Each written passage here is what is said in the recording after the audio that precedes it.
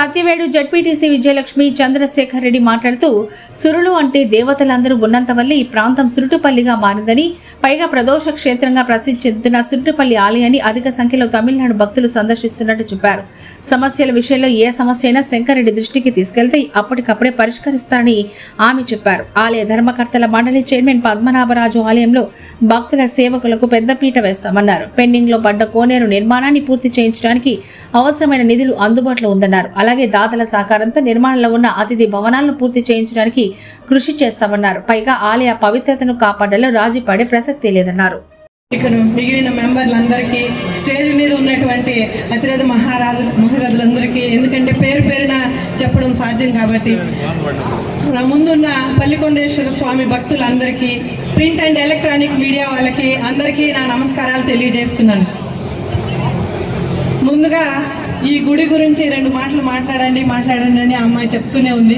అందరూ దాని గురిండే మాట్లాడుతున్నారు. ఈ గుడి విశిష్టతను అందరూ తెలియజేశారు. నేను ఒకే మాటనే తలుచుకున్నాను, వాళ్ళు చెప్పింది కాకుండా. ఈ గుడికి సురుటుపల్లి అన్నారు కదా, సురుటుపల్లి అనేది సురులపల్లి. సురులు అంటే దేవతలు, అసురులు అంటే దయాలు కాబట్టి, సురులు అంటే దేవతలు కాబట్టి, దేవతలందరూ ఇక్కడ నివాసం ఉండే ప్లేస్ కాబట్టి దీన్ని సురుటుపల్లిగా ప్రసిద్ధి చెందింది. ఇంతటి విశిష్ట కలిగిన ఈ దేవాలయానికి చైర్మన్గా ఎన్నికైనందుకు పద్మనాభరాజుకి అదృష్టంగా భావిస్తున్నాను. ఆయన ఆధ్వర్యంలో ఈ గుడి ఇంకా అభివృద్ధి చెందాలని, అంతేకాకుండా ఈ గుడికి తమిళనాడు నుండి చాలామంది భక్తులు వస్తూ ఉంటారు. ముఖ్యంగా ప్రదోష కాలంలో ఎక్కువ భక్తులు ఇక్కడికి విచ్చేస్తూ ఉంటారు.